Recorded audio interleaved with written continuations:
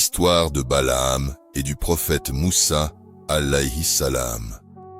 Cette histoire est mentionnée de manière allusive dans le Coran et est détaillée dans les traditions islamiques, tafsir et récits prophétiques. Qui était Balaam? Balaam ibn Baoura vivait à l'époque du prophète Moussa. Il était connu pour être un homme très savant, voire un érudit des écritures anciennes. Certaines traditions disent qu'il connaissait le nom suprême d'Allah, Ism Allah al-Azam, ce qui rendait ses invocations, douas, exaucées.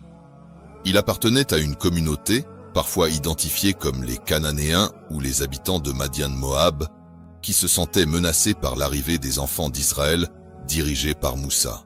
La tentation. Le peuple de Balaam, ou leur roi, vint le trouver et lui demanda d'utiliser son savoir et sa proximité apparente avec Dieu pour maudire Moussa et les enfants d'Israël, afin qu'ils soient vaincus ou repoussés.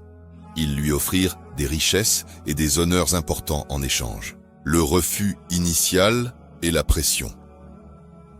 Au début, Balaam refusa.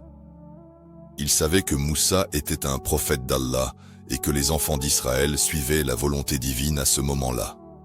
Il dit qu'il ne pouvait pas maudire un peuple béni par Allah et mené par son prophète.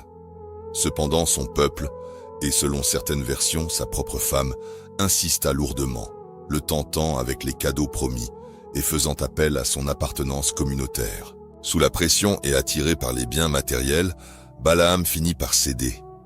Il tenta de formuler une malédiction contre Moussa et son peuple. Allah ne permit pas que cela arrive.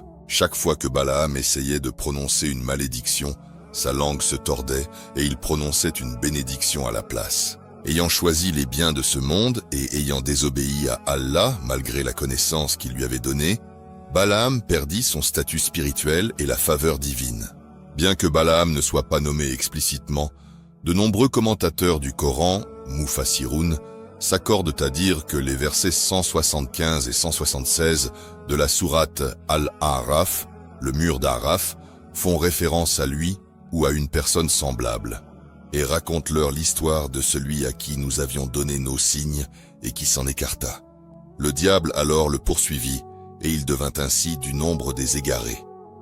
Coran 7, 175. Et si nous avions voulu, nous l'aurions élevé par ses signes. Mais il s'inclina vers la terre et suivit sa propre passion. Il est semblable à un chien qui halète si tu l'attaques, et qui halète aussi si tu le laisses. Tel est l'exemple des gens qui traitent de mensonges nos signes.